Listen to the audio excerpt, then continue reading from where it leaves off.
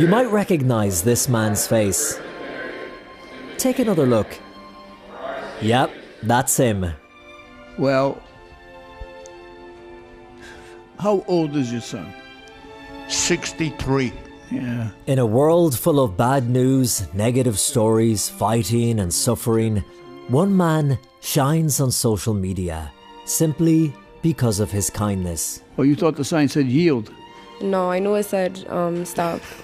But Judge Frank Caprio has become known as the judge with the big heart. I'm not going to charge you anything for the ticket. Thank you so much. I appreciate it. Good luck. Thank you, sir. Touching millions of people online with his acts of mercy and compassion. If you can give me some time to pay it up, I'll pay it.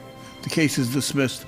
We appreciate your service in Vietnam. Thank you for your service, and good luck to you. Thank you, Your Honor. Thank you. Retired now, he was a judge for almost 40 years. I'm Colm Flynn, and I've come to the US to meet Judge Caprio and to hear his incredible story. Judge Frank Caprio, it's a pleasure to meet you. How are you doing? I'm doing fine, thank you for asking. Although living a life of luxury today, his childhood could not have been more different. I had the most privileged childhood I could imagine. I had the privilege of being brought up poor. My dad was an immigrant from Italy, and we were living in what they call a cold water flat, which meant we didn't have hot running water. And I remember I probably was 10, 12 years old, and for some reason one day he put his hand on my shoulder and he said, "Someday you're going to be a lawyer." He says, "And you can't charge poor people like us." And that had such an impact on me. I never wanted to be anything else in the world except an attorney. Frank's father, Antonio Caprio, was an immigrant from Italy who worked as a milkman. He would wake my older brother and I up at 4 in the morning on some days to work with him on the truck. I learned one of the most valuable lessons working with my dad on the truck. I learned how to treat people, I learned understanding, I learned compassion. You know, he was just, he had a big heart. Is it true, Frank, that your dad said to you and your brother when you would sit on the milk cart with him, "Boys, if you don't want to be on this milk cart for the rest of your life"? He'd do that at 4 in the morning, sometimes before school, you know, or in the summers. He'd wake us up, say, "Okay guys, we're going to work." And we say, "Dad," I remember on the truck, he'd say, "If you don't want to do this the rest of your life, I better stay in school." Frank listened to his father, went to law school and passed the bar in 1965 and then became a judge in 1985. But it was on his very first day as a judge that he learned a valuable lesson. One of the first people who comes before me is this woman. And she's got a number of parking tickets. She was obstinate. She was insulting. I mean, she had very few redeeming qualities, let me put it that way. Yeah. And as much as I tried to help her, she wasn't taking it, right? So I'm just not paying, I'm just not paying. So finally, in desperation, I said, "I'm just charging you the full amount and your car's going to get booted." But I thought I was pretty strong with her, you know. I was a bench, yeah. I was up here, I'm the judge. What do you mean you're not going to do it? I'm ordering you to do it. So court's over, my dad comes in chambers. I said, "Dad, how did I do?" He said, "How did you do?" He said, "That woman." I said, "She was disrespectful, you know." He said, "She was scared." He said, "She's got 3 kids. How's she going to feed those kids? You probably took money for dinner tonight." For Frank, it was a wake-up call. Because you're in a position of power doesn't mean you have to use it against the people who don't have power. I think you have to, it's a balance. And he realized most of those who appeared in his court were ordinary, hard-working people just trying to get by. You have to deliver pizza, right? Yeah, exactly. And you want it to be hot when you get it there, right? Nice and warm. Yeah. So you rush, you drive fast, right? Yeah. You're not supposed to say that. Yeah. You're a hard-working guy. Good luck to you. And what might seem like a small fine to some was something many couldn't afford. The court's going to charge you $170. 170? $170. That's a lot of money. Okay. Probably means not feeding their children that night. Maybe it means they can't pay the rent, they're going to get evicted. You know, and that's why I always would inquire, you know. Tell me a little bit what's going on in your life. When do you go to school? Roger Williams. What are you studying? Engineering and math.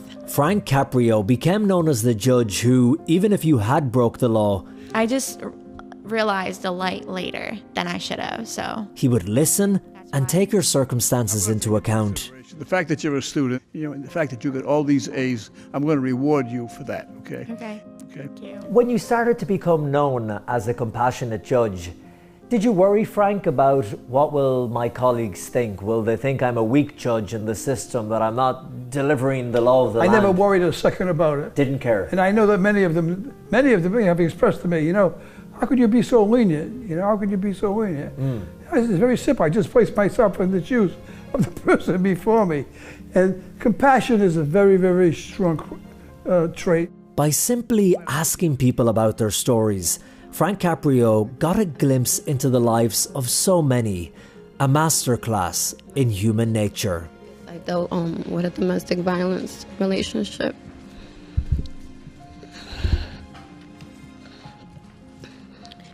I ate a lot of those things, running away from somebody that used to chase me with my daughter. And the fact that a powerful judge was showing such compassion made for beautiful moments. I'm sorry. I understand. I am live here in 3 years. Well, welcome to America. And that's when the videos of his cases were turned into a TV show, Caught in Providence, which then went online And who's this little guy? and reached the world. All right, come up here, bring him up here. I want to ask him a question. It was always great to see when the children would come in and you would bring them up to the bench. I'm going to ask you 2 questions, okay? Innocent or guilty, what would the kids say? Guilty or not guilty? What do you say? Guilty. Guilty. Guilty. Guilty. Well, you have a wonderful family. I'm going to give you credit for your good driving record back in Africa. Just trying to be decent with everyone. I never sat on a bench and thought that I was above anybody else, or that I was superior to them in any way, or that I never prejudged anybody. You're a smart man. I guess that's why you sitting up there. I wouldn't go that far. Maybe I just got a little lucky. Yeah. Another wonderful moment when the man was given a ticket, but his wife came in and said, "My name's on that. I got the ticket. He was driving my car. I didn't do it. I'm not guilty. He did it. He did it." He did it. He is. And I said to him, "Do you put up with this every day?" He said, "Yes." You go through this every day? Yes, Your Honor. We've been happily married for 43 years, right? Yes, dear.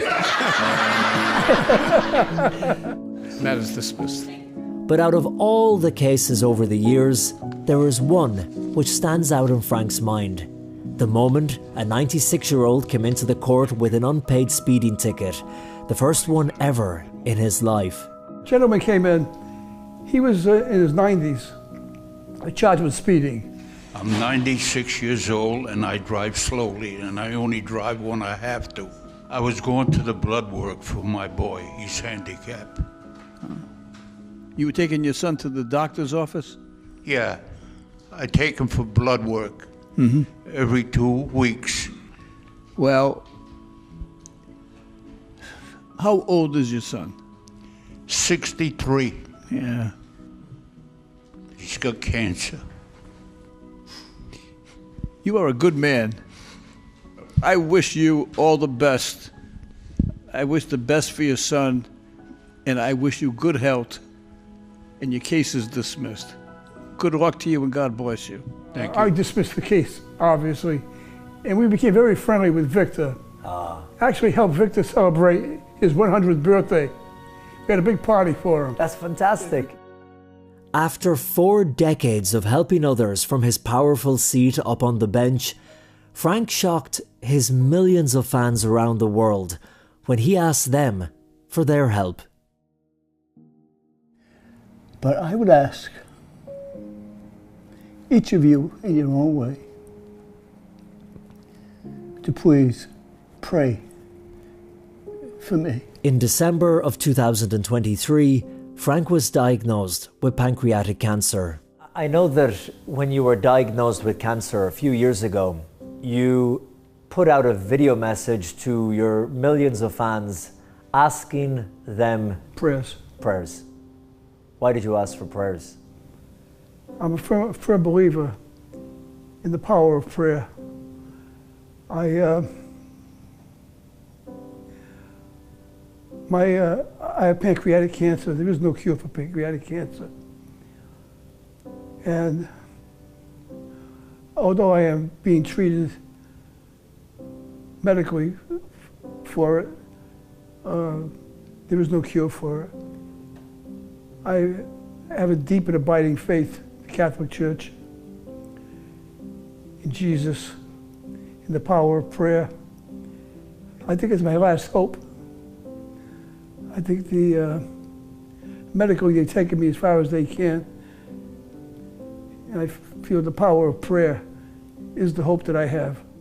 Frank says it's his faith in God that keeps him going, and the power of prayer from all of his fans around the world. Do you miss the courtroom? I do. I do miss the courtroom. I had a long run.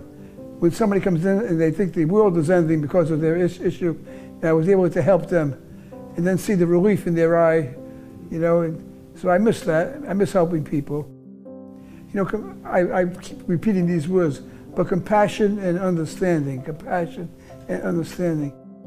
Today, Judge Caprio is 88 and has just published a book entitled Compassion in the Courtroom, where he says his message is simple. Be kind to others, be slow to judge, and always show mercy. In Miami, Florida, Colm Flynn for EWTN News in Depth. Case is dismissed. Thank you, Leon. Good luck.